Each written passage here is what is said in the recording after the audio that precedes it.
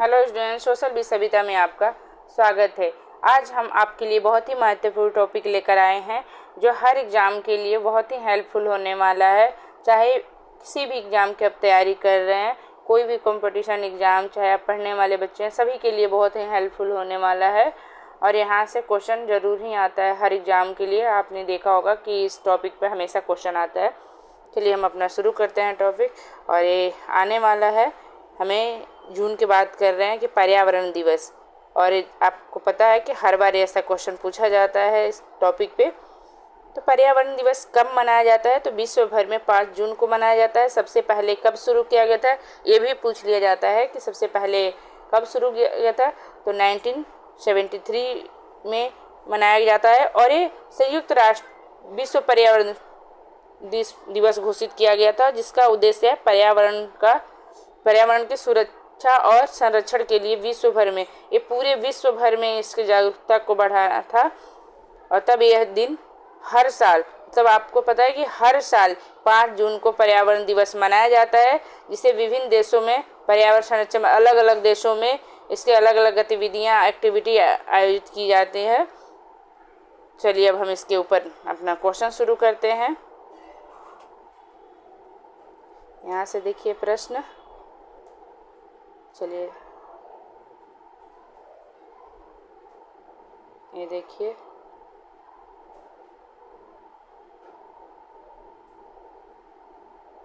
पहला प्रश्न देखिए, विश्व पर्यावरण दिवस कब मनाया जाता है? तो अभी हमने देखा 5 जून को।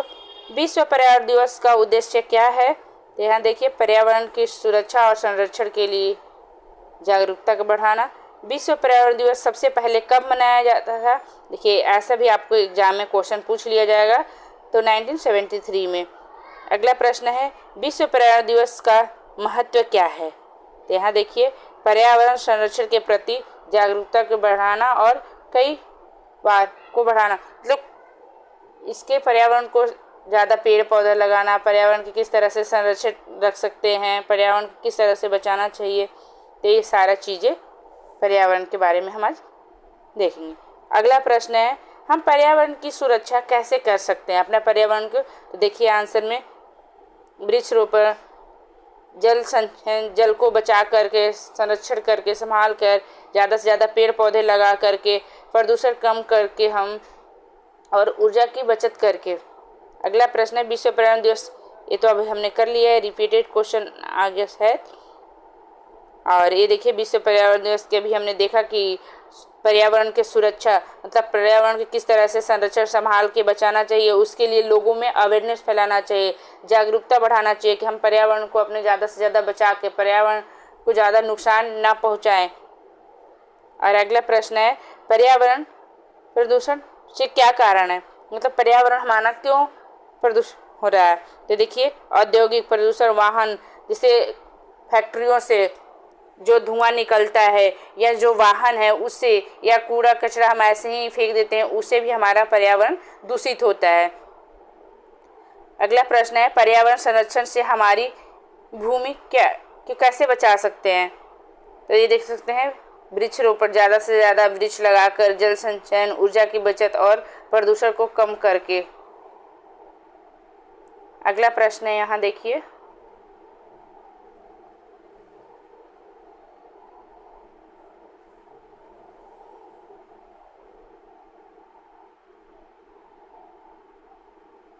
अगला प्रश्न हमारा है यहाँ 5वां नंबर के, पर्यावरण प्रदूषण के क्या प्रभाव है?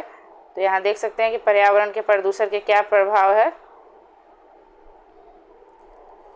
वायु प्रदूषण, जल प्रदूषण, मिट्टी प्रदूषण और जलवायु परिवर्तन से पर्यावरण के प्रभाव होता है, पर्यावरण पर प्रभाव पड़ता है। अगला हमारा प्रश्न है, पर्यावरण संरक्षण के लिए क्या कदम उठाया जा सकता है?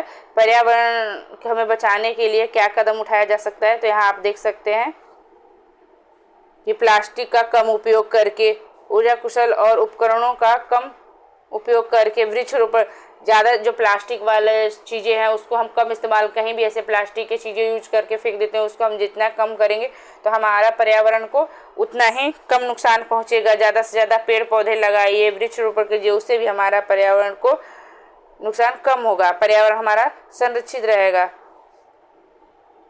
पर्यावरण दिवस का महत्व क्या है? तो पर्यावरण संरक्षण के प्रति जागरूकता बढ़ाना और लोगों में अवेयरनेस फैलाना, लोगों को जागरूक करना। पर्यावरण संरक्षण में शिक्षा की भूमिका क्या है? तो यहाँ देखिए आंसर, शिक्षा के माध्यम से लोगों को पर्यावरण के महत्व और संरक्षण के तरीकों के बारे में जानकारी दी जाती है। बताया जाता है कि पर्यावरण हम आप किस तरह से संभाल के रख सकते हैं और पर्यावरण के हमें क्या क्या फ़ायदा है, आप शिक्षा के माध्यम से समझ सकते हैं। अगला प्रश्न है, पर्यावरण प्रदूषण को कम करने के लिए हमें क्या करना चाहिए? तो यहाँ देखिए मैंने ये बताया था कि वृक्षारोपण करना चाहिए, जल संचयन, प्रदूषणकारी गतिविधियों को कम करना चाहिए जिससे ज़्यादा प्रदूषण फैलता है फैक्ट्रियों से या वाहनों से, जो वाहनों से धुआं निकलता है, तो इसे थोड़ा कम करने से पर्यावरण जो दूषित कम होगा।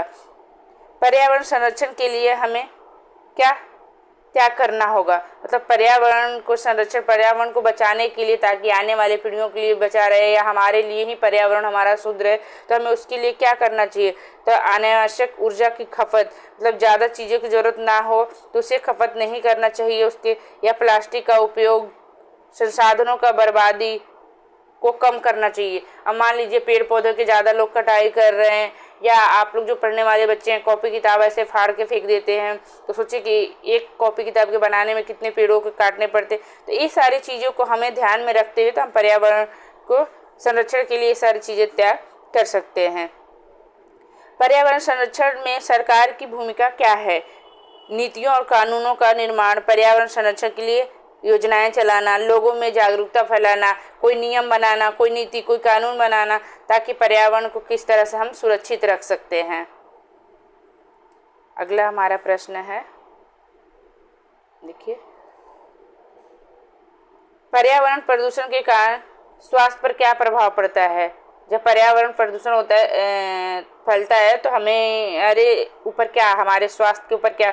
तो वायु प्रदूषण से स्वास्थ्य समस्याएं, जल प्रदूषण से जलहीन रोग, मतलब वायु प्रदूषण में सांस से संबंधित, सांस लेने में दिक्कत हो सकती है अनेक तरह से, जैसे फेफड़े में हमारे, या बहुत सारी चीज़ें हमें या जल से प्रदूषण, जैसे जल जो है प्रदूषित हो जाए तो जो जल हम पिएंगे उससे अनेक तरह की बीमारियां हमें फैलेगी।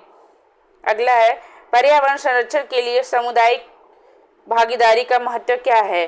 सोसाइटी या समुदाय के लोगों को, समुदाय में किस तरह से लोगों को भागीदारी, तो यहाँ आंसर देखिए कि सामुदायिक भागीदारी से पर्यावरण संरक्षण के प्रयास को बढ़ावा मिलता है। मतलब लोग मिलकर कोई काम करेंगे तो वो उतनी जल्दी नहीं होगा जितने 10 लोग उस काम को मिलकर करेंगे।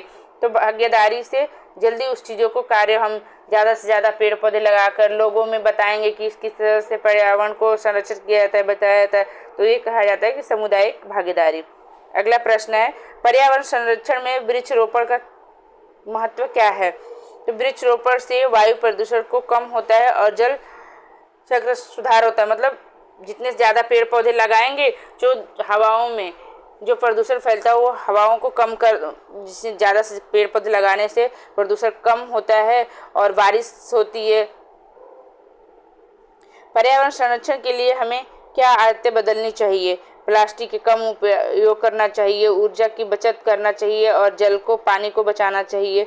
अगला है, पर्यावरण प्रदूषण से क्या नुकसान है? अब यहाँ देखिए, स्वास्थ्य संबंधी समस्या, अलग अलग सांस से संबंधी या स्वास्थ्य संबंधी, जलवायु परिवर्तन, जिससे पर्यावरण प्रदूषण हो तो बारिश कम होगी, प्राकृतिक संसाधनों की हानि होगा, पेड़ पौधे के हानि होगा, बहुत सारे ऐसे चीज़ों को हानि पहुंचेगा। अब अगला प्रश्न हमारा देखिए,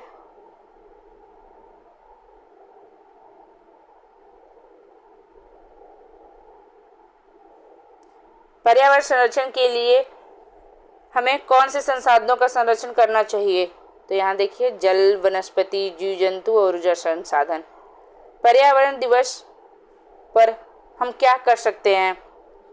वृक्षारोपण, ज़्यादा से ज़्यादा पेड़ पौधे लगाइए, स्वच्छता अभियान, साफ सफाई, लोगों में जागरूक करें कि ज़्यादा ऐसे कूड़े कचरे हर जगह ना फैलाएं, प्लास्टिक की चीज़ें, पर्यावरण जागरूकता कार्यक्रम, मतलब लोगों में अवेयरनेस, सोसाइटी में, स्कूल में, विद्यालय में, जहाँ भी हैं वहाँ लोगों को बताइए। अगला प्रश्न है, पर्यावरण संरक्षण में मीडिया की क्या भूमिका है? तो यहाँ मीडिया के माध्यम से पर्यावरण संबंधी मुद्दों का जानकारी बढ़ाई जाती है, लोगों में जागरूकता बढ़ाई जाती है और लोगों को जागरूक किया जाता है कि किस तरह से पर्यावरण प्रदूषण फैल रहा है या पर्यावरण को किस तरह से बचाना चाहिए।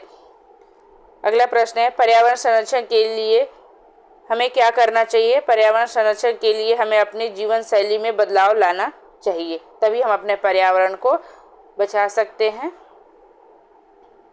चलिए अगला प्रश्न है,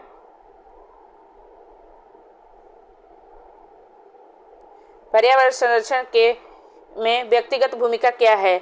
व्यक्तिगत प्रयासों से पर्यावरण संरक्षण में महत्वपूर्ण योगदान है। यदि हम किसी चीज़ को चाहेंगे या हमसे कि ज़्यादा योगदान होता है तो इसलिए हम पर्यावरण को संरक्षण कर सकते हैं।